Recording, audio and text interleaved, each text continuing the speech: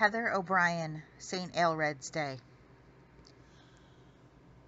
One of the most formative moments in my spiritual journey occurred when I was in my early teens. I was out to lunch with some extended family that I didn't see all that often.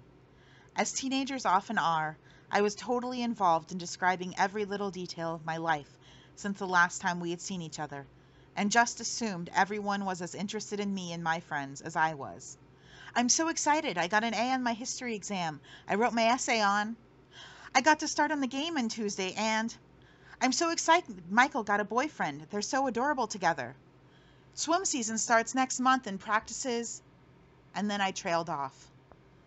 The silence around the table had gone from slightly bored attentiveness to shocked hostility.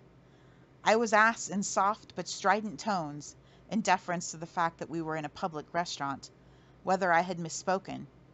Confused, I said, "No, Michael is gay." Until that point, it had never occurred to me that some people would find something wrong with that statement. My heartbeat stuttered in my chest, and my face burned as I was treated to a lecture on how my friend was evil, and if I didn't stop hanging out with him, then he would drag me to hell with him, that God didn't love Michael and couldn't love me if I did. I spent the next decade trying to find a God I knew had to exist, a God that could love as much as I was always told God loved. It wasn't until I got to seminary that I found people who knew the God that I had been looking for, the God whose most core trait was love, not judgment. Today we celebrate the feast of St. Aelred. Aelred was a monk who eventually ended up leading the monastery of Reval. One of his most famous works is called Spiritual Friendship. In that work he writes that God is not our judge, but our lover. Judgment can only inspire change through fear, but love transforms us, changes our hearts. Aelred saw Christ as a companion for our soul, longing for union rather than a ransom to be paid.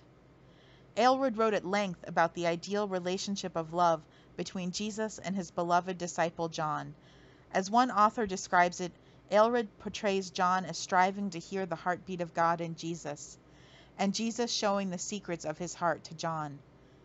Imagine, in the chaos surrounding 13 men eating dinner, John quiets, leans over and presses his head to Jesus' breast.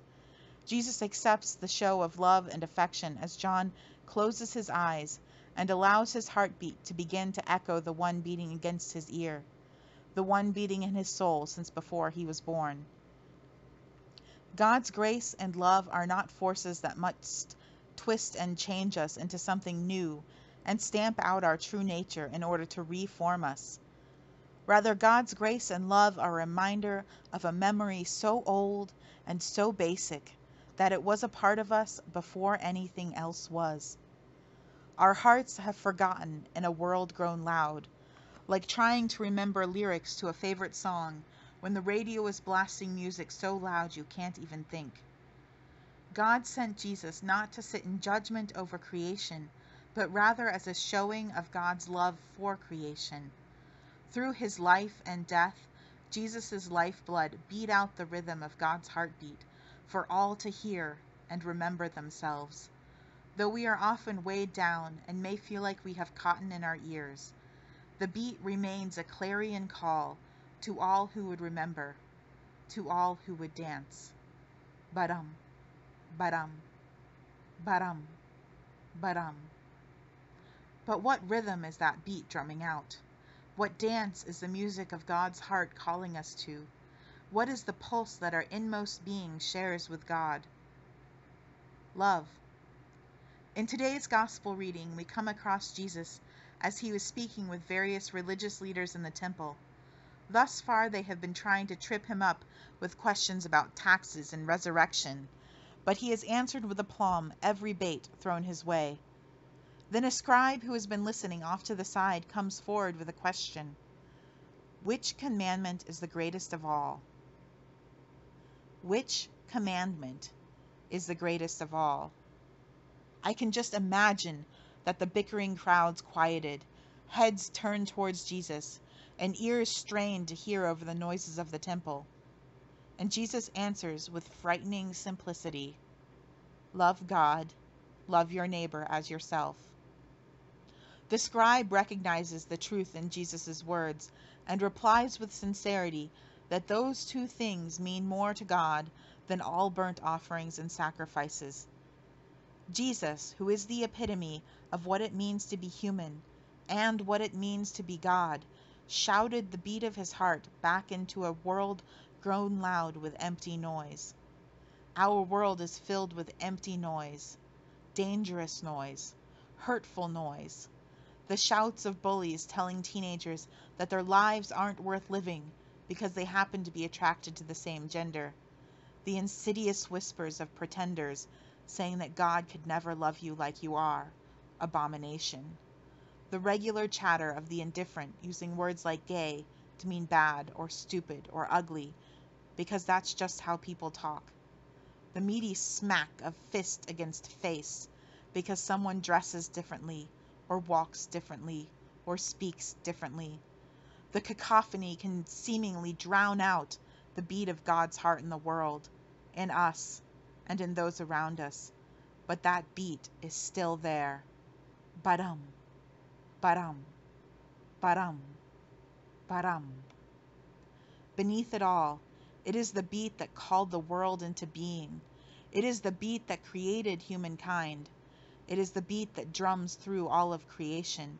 It is the core of what it means to be humans created in the image of God. Beneath the empty noise, God's heart beats in our chest. God's heart beats in all of our chests. What does it mean to love in a world where the beat of God's heart is only heard in small snatches or as notes on the wind? How do we love God and our neighbor? The two are irrevocably entwined. If you love God, you must then love your neighbor, because the most basic part of their nature is God's heartbeat. If you love your neighbor, then you must also love God, because God's heart beats within your neighbor's chest. Because we are embodied, created creatures, love for God and love for neighbor must also take on an embodied form. It will involve dirty fingernails, sweaty faces, sore muscles, and tired bodies. It will involve strained ears and eyes as you look and listen beyond the sores and scabs and bruises the world presents to the truth beneath it. And it will involve utter heartbreak and ecstatic joy, as anything truly worth it must. We must take the example of Aelred and John and listen for the heartbeat of our beloved in all things. I once read a version of Footprints in the Sand, which when the speaker looked back, rather than pondering the times that he saw only one set of footprints, he wondered at the great swaths of rather chaotic marks. There were patterns of dots and whirls and lines that seemed to cover most of his life, good times and bad. When asked, God answered, "Those are the times that we danced." Just as the dance of the Trinity brought forth creation, so too we are called to dance with God to the beat of God's heartbeat and help create the kingdom in this world through love. Can you hear it? Ba-dum, ba-dum, ba-dum, ba-dum. The heartbeat echoes through the being of the fetal cosmos. The words spoke a creative spark into the womb of God. The Spirit blew the breath of life into being, and God's heartbeat sent lifeblood into the universe. Ba-dum, ba-dum, ba-dum, ba-dum. As one, both hearts beat, mother and child, connected in creation, surrounded, filled, overwhelmed. As the womb of God births the cosmos, God's heartbeat becomes the music of the world. Ba-dum, ba-dum, ba-dum, ba-dum. Creation dances to the beat of love through all things, until a discordant note strikes. A cacophony of ignorance, indifference, and evil drowns out the beat of God's heart. Ba-dum, ba-dum, ba-dum, ba-dum. Through her heartbreak, God's heart beats on.